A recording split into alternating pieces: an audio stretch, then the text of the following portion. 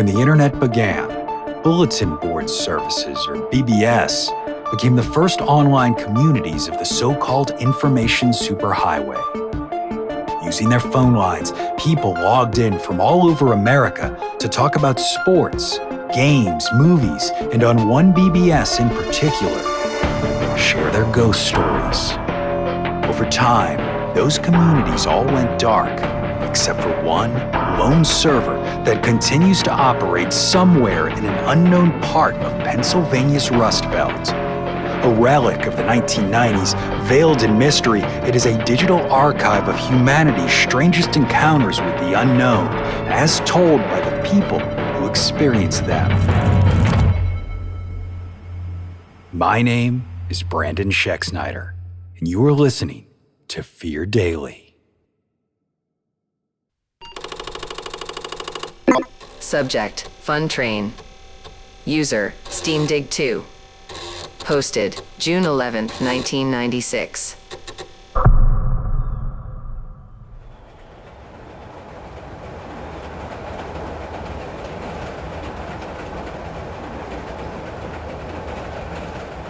I love trains, always have. When I was a kid, I used to pester my dad to take me down to the 16th Street station to watch those big old Southern Pacific AC-10 steam locomotives come in.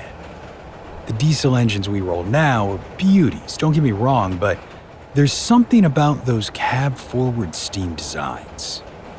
Even now, with all of them decommissioned, they still feel like the future to me.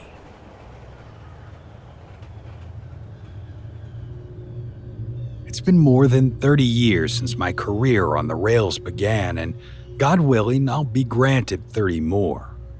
As much as I loved watching them as a kid, it's nothing compared to driving them. The hum of the engine, the click-clack of the passing train, the swaying of the cars, it's like a lullaby taking you into a beautiful dream. Not bad for a paying gig, right? The thing I never expected is how much a conductor learns about the world as he's passing through it. For instance, more often than not, I get the call to run what they call the Fun Train out to Reno. It's a 15-car-long mobile party for almost 700 people that runs from the Bay Area during the winter. It's got it all: booze, dancing, a piano lounge car. You'd think that would be enough to keep people entertained, and yet every year the porters, like poor Eddie in number 8, catch people getting up to funny business in what they think are secluded corners of the train. Trust me when I say this, if you're ever on a train and think you found a place to get away with something, you haven't. The people who work that dragon know every inch of it, with an emphasis on places where they think people might try to join what they call the clickety-clack club. None of those amorous adventurers have ever made it as far as the engine, so my knowledge of that world comes secondhand. What I see up front, though, that's firsthand knowledge, and it might actually be weirder than what's going on in the back. Departure times from Emeryville vary depending on the day, but whenever you leave, it's a guarantee that by the time you're rolling through the Sierras, the sun has long gone down. Out there in the country, the only light comes from the moon. When the snow is fresh, it reflects and amplifies that moonlight until you can see for what feels like miles. Sometimes I think the feeling of rolling through all that empty countryside must be a little like what astronauts experience. Out that window, amid all the lodgepole and Jeffrey Pines, I've seen all kinds of animals: bears, mule deer, coyotes, and I've seen other things too. Those things aren't as easy to classify, and frankly, some of them just don't make any sense at all. For example, on my very first trip with the Fun Train, we were in the middle of the big climb, which runs a few thousand feet up before cresting the mountain, when I saw a man. That on its own isn't so strange. Lord knows there's a lot of us men running around out there, but what made this so bizarre is that this man was in the middle of an unbroken snow plain. There are no roads, no houses, no human habitation of any kind, yet there he was, plain as day, wearing what must have been a black suit. Even though it was too dark to see his face, I could feel him tracking our progress up the grade. I waved almost reflexively, since there was no way the far-off man could possibly see me. He returned the greeting with a single raised hand. In the years since then, the High Sierras have shown me a lot of secrets, things only other railroaders know about. I could tell you 1,000 stories, but I'm going to restrict myself to just one. Who knows, maybe someday I'll want to write a book, and where will I be if I've already given away the goods? It was another December, this one in 1989. It had been a rough year for a lot of reasons, not least of which was the Loma Prieta earthquake. 60-some people killed, thousands more injured, and my beloved 16th Street station damaged beyond repair. Those long, snowy trips outside the city were a welcome escape from the world. On this run in particular, we'd had an easy go of it, and once we got an hour out of Sacramento, my engineer Barry went to hit the head. There's one particular section of the trip where the tracks run alongside a deep valley, at the bottom of which is the rusted-out, roofless hulk of a school bus. I couldn't tell you how, why, or when it got there, just that it's become the way I measure how high the snow is getting. Up to the wheels, white winter. Up to the windows, white Christmas. When the bus is covered completely, you know it's going to be a tough run through to spring. On this trip, the snow was wheel-high, so I thought the hairy thing rummaging around inside its steel frame was a bear looking for supper. Then, when the train was fully alongside the wreck, the animal straightened up. Friends, it was no bear. Bears get big, sure, but do they get so big they can stand up in a busted-out school bus with their whole torso above the roofline? I don't think so. What it looked like was an ape, if apes grew to be about 10 feet tall and did a lot of weightlifting. Its whole body was thickly muscled in a way I've never seen on a wild animal. If that bus wasn't already missing its top, I'd believe this thing could have peeled it open like a tin of sardines. The creature's eyes were the most unsettling part, red and alert, assessing us. It opened its mouth in a grimace, baring its fangs. Before I could see any more, the train had gone far enough that the wreck was no longer visible. Barry got back not long after, and I told him what I'd seen. He nodded and poured himself another cup of coffee from his thermos. We'd seen so many strange things on that route, this barely registered. Just another night on the fun train.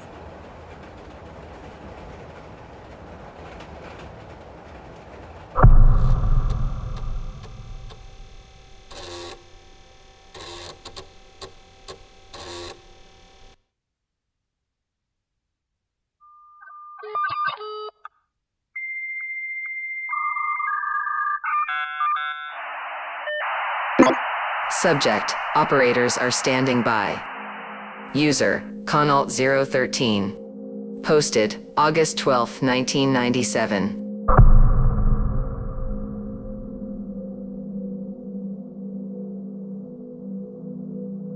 I woke up in someone else's house today. It looked just like mine.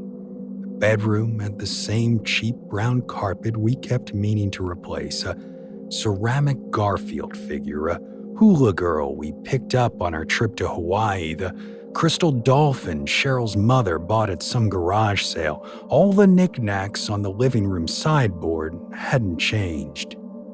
The coffee brewing in the kitchen smelled the way it always did, so I poured some into my favorite mug and sat at the kitchen table.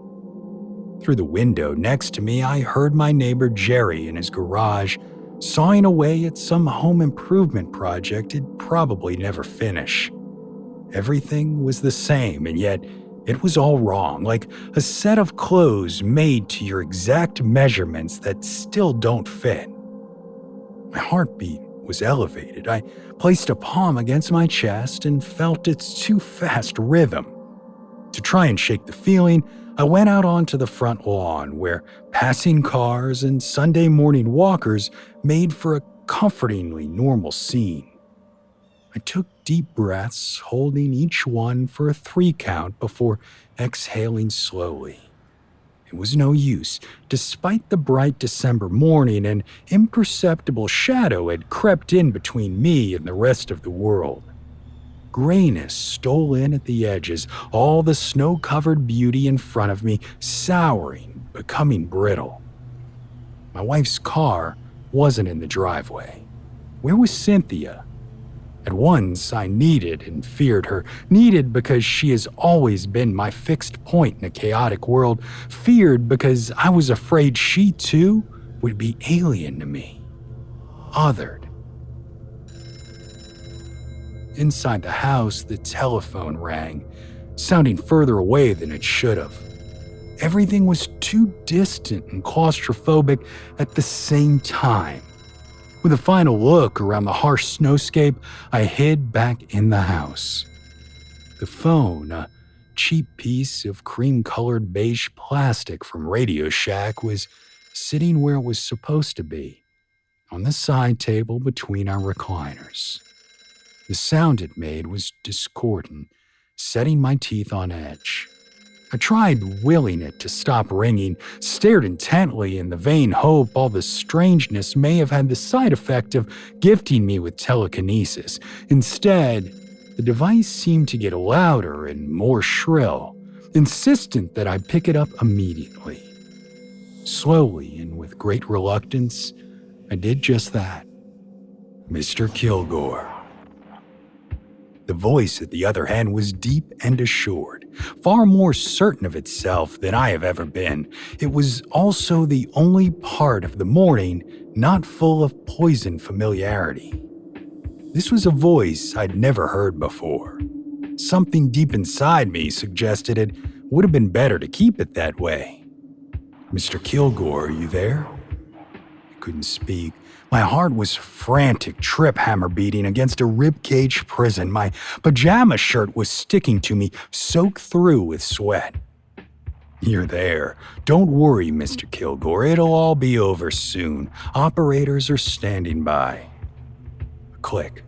Silence. I dropped the phone like it had suddenly become red hot, the plastic handset banging down on the table, bouncing off into the side of my knee.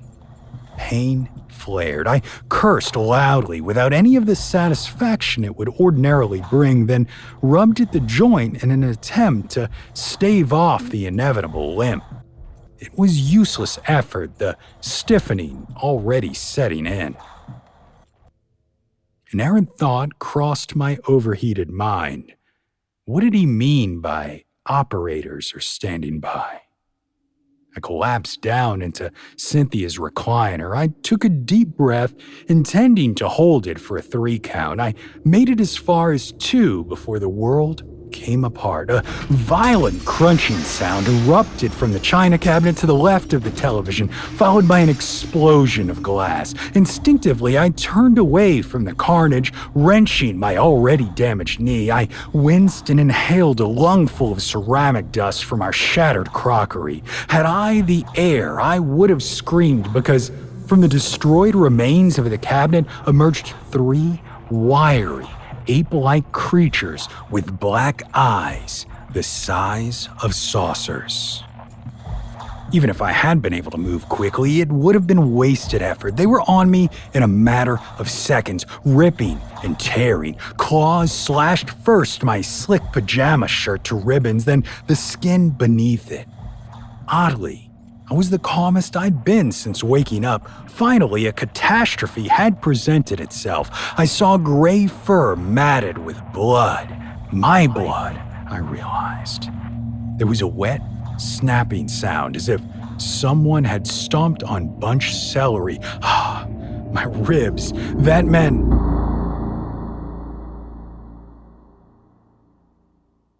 woke up in bed. My bed. And this time it felt like it. There was the briefest of aches in my chest, gone so quickly it may not have even happened at all. I reached down and touched my knee.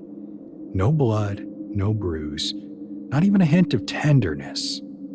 Rising, I peeked into the living room to find the china cabinet in one piece, the sideboard knickknacks all present and accounted for. The air felt still. Opening the front door, I watched the world go by, passing cars and Sunday morning walkers. There was no grayness, no shadow between me and the splendor of the day. I shook my head in both relief and embarrassment of all the stupid nightmares to have. In the middle of pouring my first cup of coffee, the phone rang. I started, narrowly avoiding slopping hot coffee on my hand. It rang for a second time, a third, a fourth.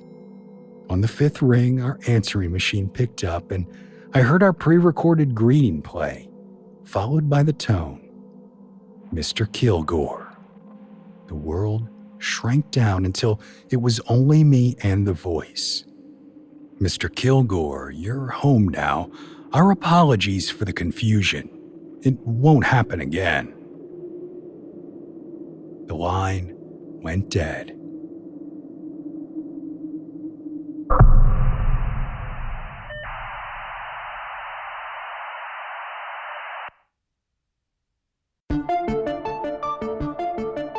Fear Daily is an independent podcast hosted by Brandon Schexnayder and written by Brennan Storr, with Joanna Smith serving as the consulting editor, audio production by Rachel Boyd, and sound design by Southern Gothic Media. This podcast is a work of fiction. Names, characters, places, and incidents are either products of the author's imagination or are used fictitiously. Any resemblance to actual persons, living or dead, or to real events or locations, is entirely coincidental. Ad-free versions of Fear Daily are available now on your favorite podcast apps. For more information, visit feardaily.com. But move fast, before the server goes offline.